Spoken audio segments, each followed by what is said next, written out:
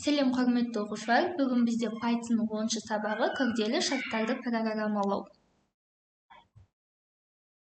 Бізде осы күнге дейінгі алдыңғы сабақтарда байқағанымыздай шарт жасауды үйрендік. Шартта бірінші біз if деп жазамыз, және де сол жайлы шартты жазамыз. Ал мына жерде шарттан кейінгі операциялар орындалу керек.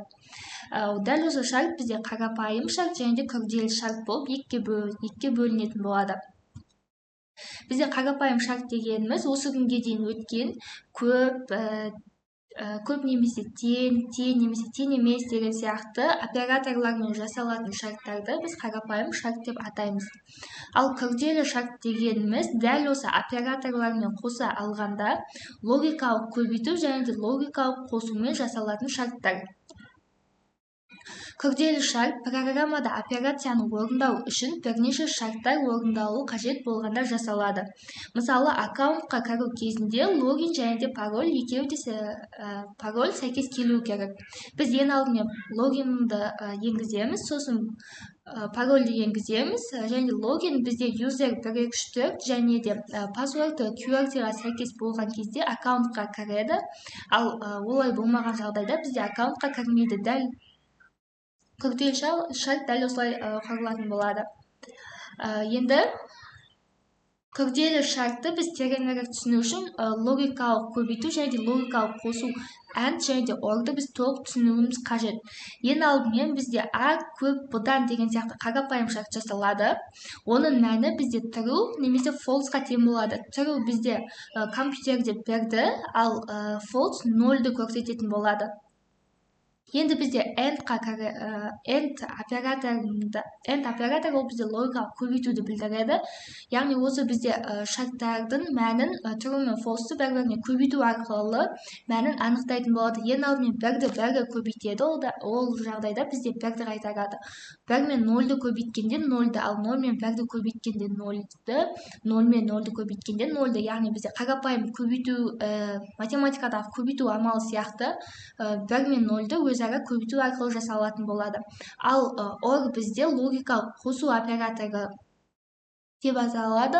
Ол бізде екі шарттың мәнін, қарапайым шарттардың мәнін қосу арқылы жасалады. Мысалға, 1-ге 1-ді қостық 1. Бұл жерде басты ескеретін жағдай 1-ге 1-ді қосқан кезде логикалық қосуда 2 емес 1-ді қайтаратын болады. Енді 1 мен 0-ды қосқан кезде 1, 0 мен 1-ді қосқанда 1, және де 0 мен 0-ды қосқанда 0. Біз байқап отырғанымызда екі шартта end операторында екі шарт ақиқат болғанда ғана ақиқат мәнін қайтарады. Ал орда бір шарт немесе екі шартта ақиқат немесе тым болмаса бір шарт ақиқат болғанда бізде ақиқат мәнін қайтаратын болады. Тек қана екі шартта false болған жағдайда ғана 0-ды қайтарады. Енді біз мына есепте жаңағы айтылған заттарды тағы да талқылап тереңірек түсініп көрейік. Бізде n саны берілген, шартқа сәйкес n саны 2-ге бөліну керек. And деген бізде және деп оқылатын болады, 2-ге бөліну керек, және 18-ден кішкентай болу керек. Ал or бізде немесе деп оқылады, немесе n 3-ге бөліну керек, және де 18-ден кіші болу керек. Мен n-ға 6 сан енгіздім. Енді 6 сан енгізгеннен кейін 6 бізде 2-ге бөлінеді, бірақ ол 18-ден кіші емес. 18-ден үлкен емес, яғни бізде 0 қайтарылатын болады.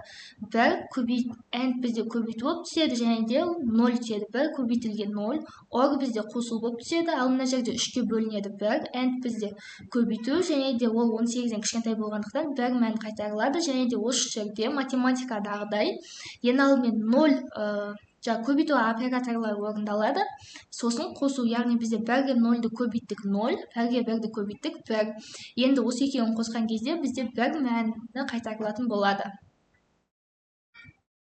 Енді біз дәл осы тақырыпқа есеп шығарып көрсек, ең алдымен бізде оқушы ұбт-ға қатысу үшін кемінде 4 сынақ тест тапсырған болу керек, және де әр сынақта 50 балдан кем алмаған болуы шарт. Осы есепті Python-да жазып көрейік. Бізде есептің шартына сәйкес 4 түрлі сабақтан сынақ тапсыру керек, яғни бізде сол 4 түрлі сынақтың айнымалысын енгізетін боламыз. 4 түрлі айнымалыны енгізіп болдым. Енді бізде 4-еуі 50-ден кем болмауы керек. Енді if s1 көп 50-ден көп немесе тең 50-ден AND операторын жазамыз. S2 көп немесе тең 50-ден дәл осылай S3-ке дейін жазып шығамыз. Енді бізде дәл осы шарттардың бәрін қанағаттандырған жағдайда, онда принтпен тест тапсырыс сынаққа өтті деген сөз. Яғни біз бірді қайтарайық. Else 0 дейміз.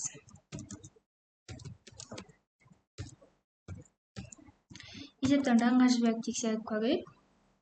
Ең алдымен бізде 51, 60, 80 және де 70 деген бізде сынақтан өтеді.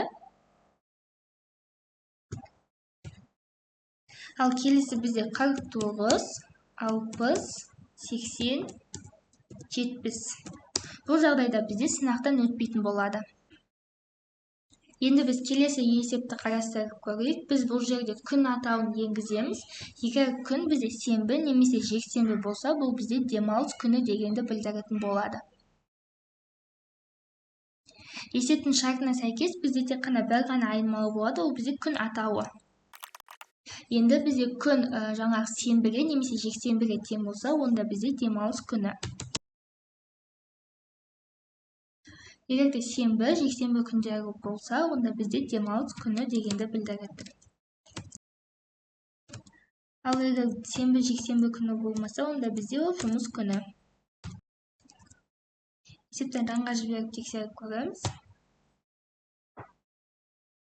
Ең алдымен біз дүйсенбі күнін жазып көрейік. Бұл бізде жұмыс күні.